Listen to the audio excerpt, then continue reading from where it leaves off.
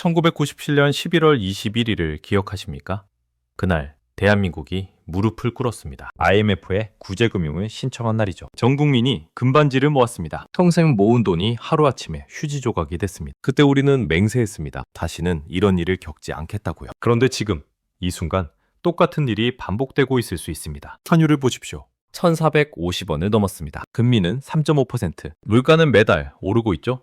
경기는 얼어붙었습니다. 기업들은 구조조정을 시작했고요. 더 무서운 건 따로 있습니다. 지금 이 순간 조용히 무너지고 있는 업종들이 있습니다. 겉으로는 멀쩡해 보입니다. 하지만 속은 이미 썩어가고 있죠. 이 업종들이 무너지면 어떻게 될까요? 연쇄도산이 시작됩니다. 실업자가 쏟아집니다. 소비가 급감하죠. 그리고 그 충격은 여러분의 일상으로 번집니다. 오늘 이 영상에서는 지금 당장 몰락 직전에 있는 세 가지 업종의 실태를 낱낱이 파헤칩니다. 이건 단순한 경제 뉴스가 아닙니다. 생존 정보입니다. 끝까지 집중해서 들어주십시오. 당신의 일자리가, 당신의 자산이, 당신의 노후가 걸린 문제입니다. 자, 첫 번째 업종부터 말씀드리겠습니다. 건설업입니다. 지금 건설업이 어떤 상황인지 아십니까? 한마디로 표현하면 이렇습니다. 환자가 중환자실에 들어갔는데 가족들만 모르는 상황이죠. 건설업이 왜 위험한지 쉽게 설명드리겠습니다. 건설업은 경제의 체온계입니다. 경기가 좋으면 건설업이 먼저 좋아지고요. 경기가 나빠지면 건설업이 먼저 무너집니다. 왜 그럴까요? 건물을 짓는다는 건 미래를 믿는다는 뜻이거든요. 경기가 안 좋으면 누가 건물을 짓겠습니까? 아무도 안 짓죠. 2023년 데이터를 보겠습니다. 전국 아파트 분양 물량이 전년 대비 45% 급감했습니다. 거의 절반으로 줄었다는 뜻이죠. 미분양 아파트는 어떻습니까? 전국 미분양이 7만 호를 넘었습니다. 특히 지방은 참혹합니다. 대구, 경북, 충청 지역 미분양이 폭증하고 있죠. 여기서 끝이 아닙니다. 프로젝트 파이낸싱, 줄여서 PF라고 하죠. 이게 뭔지 아십니까? 쉽게 말해서 건설사가 건물 지을 때 빌리는 돈입니다. 땅 사고, 자재 사고, 이건비 주려면 돈이 필요하잖아요. 그 돈을 은행이나 증권사에서 빌립니다. 그게 PF죠. 문제는 이 PF 대출이 부실해지고 있다는 겁니다. 2024년 현재 PF 부실 규모가 얼마인지 아십니까? 약 200조 원입니다. 200조요. 이게 얼마나 큰 돈인지 감이 안 오시죠? 우리나라 1년 예산이 약 650조 원입니다. 그러니까 국가 예산의 3분의 1에 해당하는 돈이 부실 위험에 놓여 있다는 뜻이죠. 실제 사례를 보여드리겠습니다. 50대 건설회사 사장 박 씨 이야기입니다. 박 사장은 30년간 건설업을 했습니다. 2020년까지만 해도 연매출 200억 원이 넘는 중견 건설사 대표였죠. 직원만 150명이었습니다. 2021년 부동산이 폭등할 때 박 사장은 큰 프로젝트를 시작했습니다. 경기도에 300세대 아파트를 짓기로 한 거죠. 총 사업비 1,500억 원, PF로 1,200억을 빌렸습니다. 금리는 연 6%였죠. 그런데 2022년 하반기부터 상황이 바뀌기 시작했습니다. 금리가 오르기 시작한 거죠. PF 금리가 8%, 9%, 10%까지 올랐습니다. 이자만 매달 10억 원씩 나갔죠. 분양은 안 되는데 이자는 눈덩이처럼 불어났습니다. 2024년 현재 박 사장의 회사는 법정 관리에 들어갔습니다. 30년 건설 인생이 무너진 거죠. 박 사장만의 문제가 아닙니다. 직원 150명이 일자리를 잃었습니다. 협력업체 50여 곳이 연쇄 부도 위기에 몰렸죠. 자재 납품업체, 인테리어 업체, 전기 설비업체. 한 건설사가 무너지면 수백 개 업체가 흔들립니다. 여러분, 지금 이런 일이 전국에서 벌어지고 있습니다. 2024년 상반기에만 건설사 폐업이 전년 대비 30% 증가했습니다. 중소 건설사들이 줄줄이 쓰러지고 있죠. 대형 건설사들도 안전하지 않습니다. 시공능력평가 상위 50위 건설사 중에서도 구조조정을 시작한 곳이 나오고 있거든요. 건설업이 무너지면 어떻게 될까요? 연쇄 반응이 시작됩니다. 철강, 시멘트, 유리, 전선, 배관, 건설자재 업체들이 타격을 받습니다. 그 다음은 인테리어, 가전, 가구 업체죠. 입주할 집이 없으니 가구를 살 사람도 없습니다. 이게 경제 전체로 퍼지는 겁니다. 자, 두 번째 업종으로 넘어가겠습니다. 유통업입니다. 마트, 백화점, 편의점. 우리가 매일 이용하는 곳들이죠. 이 업종이 지금 심각한 위기에 처해 있습니다. 유통업이 왜 중요한지부터 말씀드릴게요. 유통업은 경제의 혈관입니다. 상품이 생산자에서 소비자에게 가는 통로죠. 혈관이 막히면 어떻게 됩니까? 몸 전체가 마비됩니다. 경제도 마찬가지예요. 유통업이 무너지면 소비 자체가 멈춥니다. 지금 유통업에 무슨 일이 벌어지고 있는지 숫자로 보여드리겠습니다. 2023년 대형마트 매출이 전년 대비 5% 감소했습니다. 5%가 별거 아닌 것 같죠? 대형마트 한 점포 연매출이 평균 300억 원입니다. 5%면 15억 원이 날아간 거예요. 전국 대형마트가 약 500개입니다. 단순 계산해도 7,500억 원이 증발한 거죠. 백화점은 더 심각합니다. 지방 백화점들이 줄줄이 문을 닫고 있습니다. 2023년에만 전국에서 백화점 5곳이 폐점했습니다. 올해도 추가 폐점 예정인 곳이 있죠. 30년, 40년 된 백화점들이 사라지고 있습니다. 왜 이렇게 됐을까요? 원인은 복합적입니다. 첫째, 온라인 쇼핑의 폭발적 성장이죠. 쿠팡, 네이버 쇼핑, 지마켓. 집에서 클릭 한 번이면 다음날 물건이 옵니다. 굳이 마트에 갈 이유가 없어진 거예요. 둘째, 물가 상승입니다.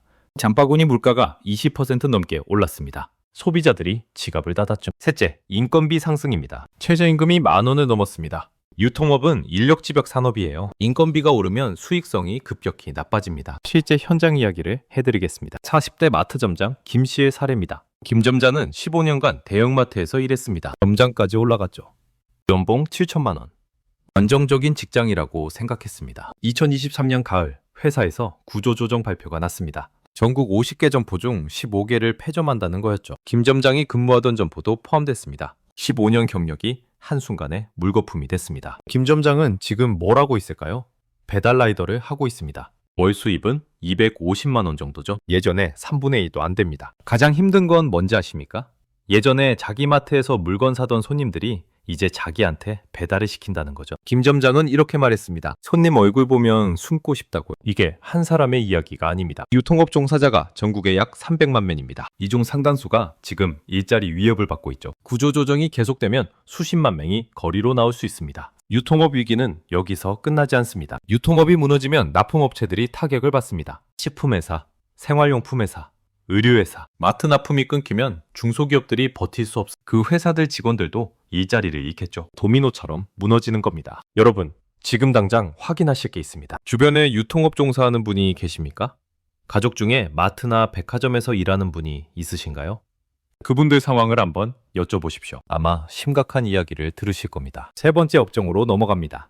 이번 건 좀 충격적일 수 있습니다. 자영업입니다. 식당, 카페, 미용실, 세탁소, 우리 동네 골목에 있는 그 가게들이죠. 지금 이 자영업이 대규모 몰락 직전에 있습니다. 자영업이 왜 중요한지 아십니까? 우리나라 자영업자 수가 얼마인 줄 아세요? 약 560만 명입니다. 취업자 5명 중 1명이 자영업자라는 뜻이죠. 가족까지 포함하면 1,500만 명 이상이 자영업에 생계를 의존하고 있습니다. 전 국민의 3분의 1에 해당하는 숫자예요. 이 자영업이 지금 무너지고 있습니다. 숫자로 보여드리겠습니다. 2023년 폐업 신고 건수가 98만 건이었습니다. 하루 평균 2,680곳이 문을 닫은 거죠. 2024년은 더 심각합니다. 상반기에만 52만 건이 폐업했습니다. 연말까지 가면 100만 건을 넘을 수도 있어요. 왜 이렇게 됐을까요? 복합위기가 한꺼번에 몰려왔기 때문입니다. 코로나 때 빚을 많이 졌잖아요. 정부가 긴급 대출해줬죠. 그때 빌린 돈을 이제 갚아야 합니다. 그런데 금리가 올랐어요. 이자 부담이 2배 가까이 늘었습니다. 거기에 인건비, 임대료, 재료비까지 다 올랐죠. 매출은 줄었는데 비용은 늘었습니다. 버틸 수가 없는 거예요. 구체적인 계산을 해보겠습니다. 서울 강남에서 30평짜리 식당을 운영한다고 가정해 볼게요. 임대료가 500만 원입니다. 직원 2명 인건비가 600만 원이죠. 재료비, 공과금, 기타 비용이 400만 원. 한 달 고정비만 1,500만 원입니다. 하루에 50만 원을 벌어야 본전이에요. 점심에 손님 40명, 저녁에 50명. 인당 15,000원씩 쓴다고 하면 하루 매출 135만 원입니다. 한 달이면 약 4천만 원이죠. 고정비 1,500만 원 빼면 2,500만 원 남습니다. 여기서 대출 이자 빼고 세금 빼고 본인 인건비 빼면 뭐가 남습니까?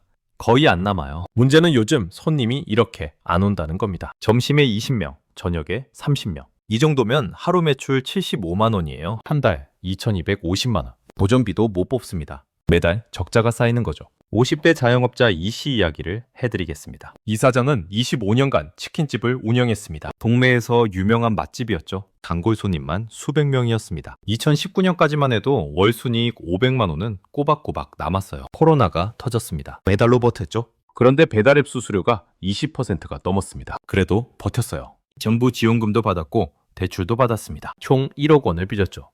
2022년부터 상황이 나빠지기 시작했습니다. 금리가 오르니까 대출이자가 월 100만 원이 넘어갔어요. 치킨 재료비도 30% 올랐습니다. 닭값, 기름값, 튀김가루값 다 올랐죠? 가격을 올리자니 손님이 줄고 안 올리자니 적자가 나고 진퇴양난이었습니다. 결국 이 사장은 올해 초에 가게를 접었습니다. 25년 인생이 끝난 거죠. 남은 건 8천만 원 빚입니다. 55살에 재취업할 데도 없습니다. 이 사장은 지금 택배 상하차 아르바이트를 하고 있어요. 새벽 4시에 일어나서 택배 상자를 나릅니다. 일당 8만 원이죠. 이게 한 사람의 비극이 아닙니다. 전국에서 매일 벌어지는 일이에요. 자영업 폐업률이 역대 최고를 기록하고 있습니다. 특히 50대, 60대 자영업자들이 무너지고 있죠. 이분들이 폐업하면 어디로 갑니까?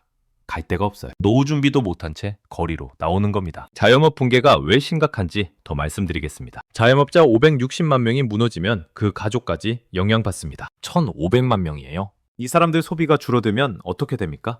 다른 가게 매출도 줄어듭니다. 악순환이 시작되는 것. 정제학에서는 이걸 수요 감소의 악순환이라고 합니다. 그리고 자영업자들이 빌린 돈 문제가 있습니다. 자영업자 대출 잔액이 약 1,000조 원입니다. 1,000조요.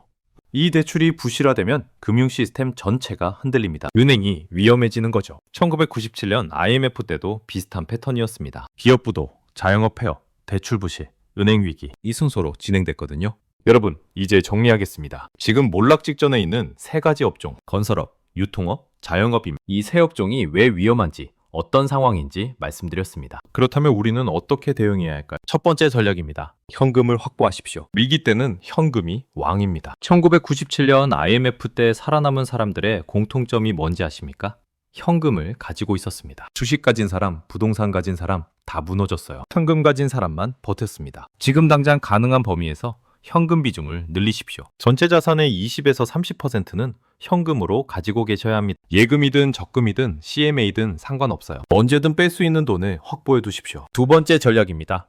빚을 줄이십시오. 특히 변동금리 대출이 있으시면 위험합니다. 금리가 더 오르면 이자 부담이 감당 안 될 수 있어요. 가능하면 고정금리로 바꾸시고 여유 자금이 있으면 대출 원금을 먼저 갚으십시오. 세 번째 전략입니다.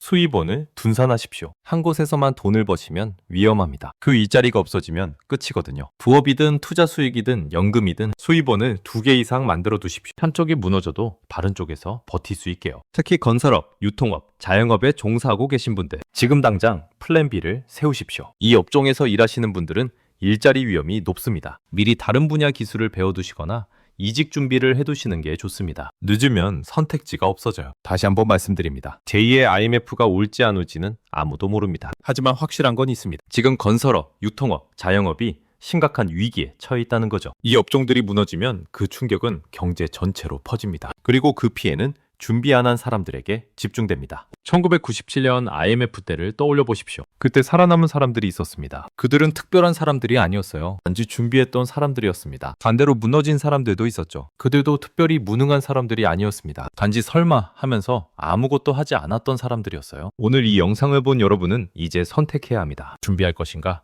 아니면 설마 하며 살 것인가? 시간은 기다려주지 않습니다. 위기는 조용히 그러나 확실하게 다가오고 있습니다. 준비하는 자만이 살아남습니다. 지금 이 순간부터 시작하십시오. 현금을 확보하고 빚을 줄이고 수입원을 분산하십시오. 오늘 당장 실행하십시오. 내일은 늦습니다. 당신의 미래는 당신이 지켜야 합니다. 위기는 준비하지 않은 자를 삼킵니다. 하지만 준비한 자에게는 기회입니다. 여러분의 선택을 응원합니다. 감사합니다.